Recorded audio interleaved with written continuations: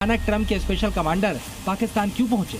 क्या ट्रंप बहुत ही चौंकाने वाला ऑपरेशन करने वाले हैं? क्या इस बार पाकिस्तान के रास्ते ईरान पर ट्रंप अटैक करेंगे?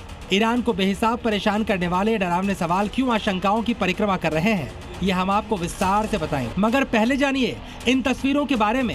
ईरान ने तो ऑलरेडी अनाउंस कर दिया है कि अगर आप हमारे ऊपर बमबारी, पहली बात ये है कि ये प्रोटेस्टर्स जो हैं जो मर्जी कर ले, हम इनको नहीं आगे आने देंगे, ये हम इनको कुछल देंगे। वो कर रहे हैं जी, उन्होंने कहा गैर मुल्की हाथ की इसलिए हम करेंगे। वो 100 बंदे भी और मारने पे तो मार देंगे, पहली बात।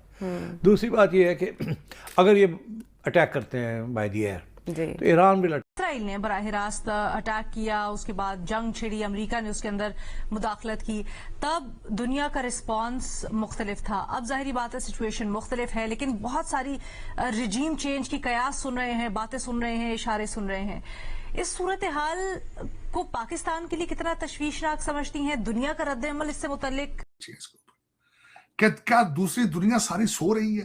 क्या दूसरी दुनिया सिर्फ 3 वक्त खाना खा के सोने के लिए दुनिया में आई है? आपकी एग्जिस्टेंस क्या है? आपने दुनिया को क्या दिया है, क्या लिया है? यहूदियों से सीखें आप। जहां चाहे अब सिखाने वाली बात, फोन चाहे आपके पेजर उड़ा के रख दिए थे।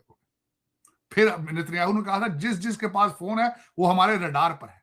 फिर उसके बाद आप देखें कि पिछली दफा की जाने जा रही है, तो सिक्योरिटी के लिए भी अगर देखा जाए तो एक तरह से पाकिस्तान एक बहुत ही कह लीजिए डेंजरस पोजीशन पर आ चुका है और यहाँ पर रहने वालों की जाने जो है वो महफूज नहीं है। यहाँ तक कि अब तो वो लोग जो के पॉलिसीज बनाते हैं, जिनके हाथ में पावर है और जो अपने आप को सब उनकी वजह से हम आज देख रहे हैं। जो उसमें सबसे पहले बिलखसूस मैं अमेरिका की तवज्जो देना, अमेरिका पे कहना चाहूंगा, अमेरिका को तबाह करने में, इस जगह पे लाने में, बल्कि पूरी दुनिया को आग लगाने के लिए मैं जिम्मेदार बराक ओबामा को करूंगा। उसकी वजह यह है कि दोस्तों, पाकिस्तान के बारे में भारत में अक्सर कहा जाता है कि पाकिस्तान से बड़ा धोखेबाज और गद्दार देश कोई दूसरा नहीं है, और ऐसा ही काम पाकिस्तान फिर से करने जा रहा है ईरान के साथ। अफगानिस्तान को इन्होंने अमेरिका के साथ मिलकर बर्बाद करवा दिया, वहां पर बच्चों और दूसरे लोगों पर बम गिरवाए, और अब ऐसा ही काम ये लोग ईरान के अंदर करने जा रहे हैं। साथ में पाकिस्तानियों के मन में एक डर यह भी बैठा है,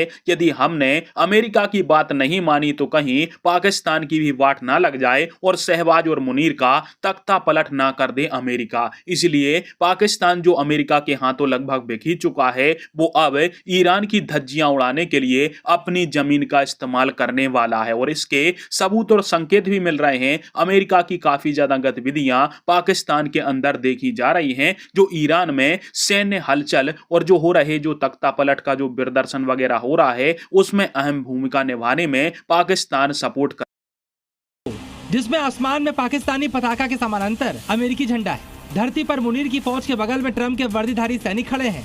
कंधे पर बंदूक लटकाए कमांडर किसी बड़े ऑपरेशन के लिए तैयार दिख रहे हैं। ऐसे में वैश्विक शांति के वाहकों के मन में यह प्रश्न उठ रहा है, अचानक ट्रंप के स्पेशल कमांडर पाकिस्तान क्यों पहुंचे? क्या ट्रंप बहुत ही चौंकाने वाला ऑपरेशन करने वाले हैं?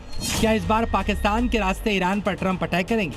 ईरान को बेहिसाब परेशान करने वाले डरावने सवाल क्यों आशंकाओं की परिक्रमा कर रहे हैं, ये हम आपको विस्तार से बताएं। मगर पहले जानिए इन तस्वीरों। इसराइल ने बराह रास्त अटैक किया, उसके बाद जंग छिड़ी, अमेरिका ने उसके अंदर मुदाखलत की, तब दुनिया का रिस्पांस मुख्तलिफ था। अब जाहिर बात है सिचुएशन मुख्तलिफ है, लेकिन बहुत सारी रिजीम चेंज की कयास सुन रहे हैं, बातें सुन रहे हैं, इशारे सुन रहे हैं।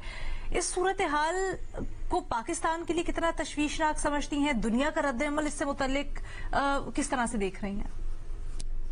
अलीना, मेरी राय में तो ये ईरान का अंदरूनी मामला है और मुझे नहीं लगता कि पाकिस्तान को इस मामले में अभी पड़ना चाहिए। जाहिर सी बात है, जैसे आपने भी कहा, हमारा बॉर्डर लगता है, हमारे पड़ोसी मुल्क हैं, तो अगर कोई वहां पे रिजीम चेंज होता है, कोई डिस्टेबलाइजेशन होती है, तो सिक्योरिटी पॉइंट ऑफ व्यू से जरूर हमें नजर रखनी चाहिए। लेकिन अभी हमें नहीं पता कि वहां पे क्या हालात बनने जा रहे हैं, हमें नहीं पता कि वहां पे रिजीम चेंज होता है या नहीं होता।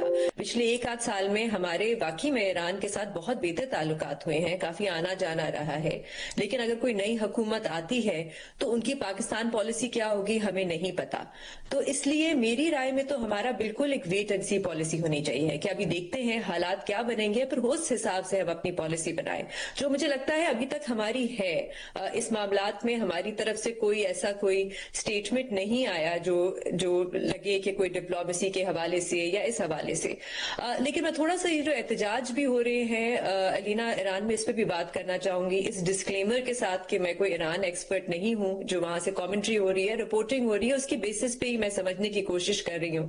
लेकिन ये बड़े इंटरेस्टिंग प्रोटेस्ट है इसलिए क्योंकि इनके बारे में कहा जाता है कि 1979 की रेवोल्यूशन के बाद ये पहली बार है, क्योंकि जो 1970 उनकी वजह से हम आज देख रहे हैं। जो उसमें सबसे पहले बिलखसूस मैं अमेरिका की तवज्जो देना, अमेरिका पे कहना चाहूंगा, अमेरिका को तबाह करने में, इस जगह पे लाने में, बल्कि पूरी दुनिया को आग लगाने के लिए मैं जिम्मेदार बराक ओबामा को करूंगा। उसकी वजह यह है कि पुतिन साहब जो है उन्हें चेक कर चुके थे इनको कि he is not a fighter, ये जंग नहीं लड़ सकता, ये सोशलिस्ट माइंडसेट है, ये अमेरिका को तबाह करेगा। और बिल्कुल इन्होंने यही किया, सोशलिस्ट सर्विसेज के ऊपर वो कल्चर, DEI प्रमोट करना, लीगलाइज वीड करना, नशे कंट्रोल वीड करना, डिफेंडिंग पुलिस करना, तबाह कर दिया फैब्रिक उन्होंने अमेरिका को। और फिर जितनी आर्मी बेसिस थी उनकी लीजें खत्म कर करके आर्मी कट डाउन करते रहे, चाइना ग्रो करता रहा, चाइना उन्हीं आर्मी बेसिस को लीज पे लेता गया।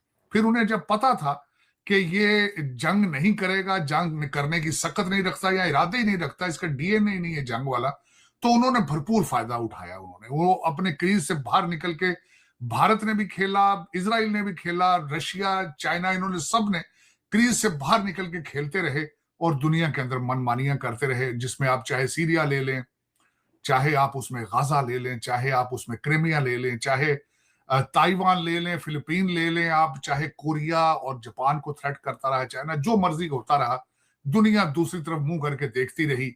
यहाँ पे लोग नशे करते रहे और सारा तबाह कर दिया। जो America almost lost their title of being a sole super power on the planet.